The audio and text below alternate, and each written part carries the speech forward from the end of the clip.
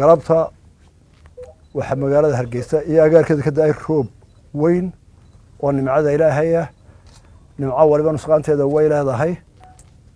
roobkaasi wuxuu lahaa dabayl xoogan oo ka horeysay dhibaatooyin buu geystay dadka dhintay waa 3 Ilaahay ha u naxariisto qaran ahaan tacsiib aynu u daraynaa dadka dhintay qoysaskoodii ehelkoodii iyo qaranka waa ka tacsiideynaa iyagana Ilaahay ka hageeyo jannadii firdawsa shahiidka iyo dadka daadku qaada iyo dadka sidoo kale ama qaraqma dhibaatada ku dhacdana waxa waadadu inoo sheegeen eelo jannadii marka Ilaahay ha u naxariisto dhaawacuna waa 18 Ilaahay mahadii dhaawaca badankoodu waa ladan yihiin waxa imka kooma ku jira ma jiro laba qof baa u daraa iyagana imka waa hadlayaan oo koomada waa ka baxeen dhibaatooyinka gaadiid leh ee jidad leh ee guriyarheena ma badna wayse jiraan dhibaato weyn magaalada waxa u geystay cidhiidhiga la geliyay meelaha biyuhu marayeen waxa kale oo dhibaato weyn geystay boorarka faraha badan ee xaysiiska ah oo laga sameeyay biraacul culus oo si aan adkayn dhulka loogu qotamiyay qalabka ay ka sameeyeen in uu cuslaa oo u baahan dib u noqosho qalabada laga taagay halka dawladda hoose iyo shirkadaha xayska sameeyaba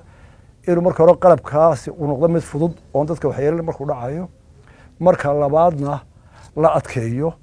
waxayna dhibaato ka ah xariiqada electriga iyo shirkadaha qaado waxaas oo dhan asaas baa lagu sameyn doonaa qaranku guud ahaan shacabiyada dawladda gurmud weyn waa la galay wixii la badbaadin karo iyo wixii la qaban karo reerka dhexdiisa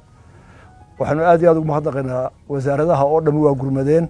gaar ahaan labada wasaarada hawsha aad u khusayso oo dakhliga iyo caafimaadka hadday dhaawac qaadisi tahay iyo hadday daweynta dadka u shaqeyntooda tahay iyo haddii ammaanka ay tahay waa la dadaalay waxa gobolka Maroodijeex barasaabka iyo tiimkiisana aad iyo aad baan ugu mahadnaqaynaa hawl weyn bay galeen iyo dawladdiisa hoose oo iyana aad iyo aad u dadaashay dadaal badan oo jira wax badan lagu badbaadiyay waxaanu isleeyaynaa laba qodob ciidamada qaranka sameeyay joogaanba police iyo debdemis iyo ciidan iyo kuwa kale abniga waaye ciidan waliba halkiisa buu ka galay ilaa haddana waa ku jiraan wixii uu dad qaad badbaadada iyo qabashadana iyaga hawl badan ka qabtay dadka shicibkana waa dadaal qof waliba halku joogayba waa Ilaahay mahadiiska dugmadaas laba qodob baynu u baahanahay oo roobka mar walba inuu soo noqnoqda inaynu wacyigelin ahaan ka wada qaadno talaabo ka wada qaadno dadku meeshay degayaan hadday biyaha xidhaan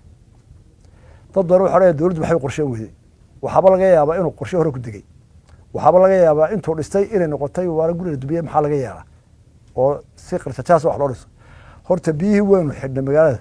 meel walba oo dhisnay dadka degan meelaha biyo waxay u baahan yihiin inay iyaguna badbaadiyaan qaran kale ka badbaadiyaan dhibaatada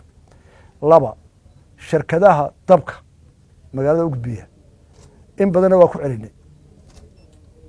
hay'adaha ku shaqada leh iyo wasaaradaha ku shaqada leh iyo ciidamada waxaan soo toos amreynaa inay talaabo adag nabadgelyo ka qaadaan labada qolada dabka gudbisa si uu gudbiyaa dabkaasi inuu ammaan yahay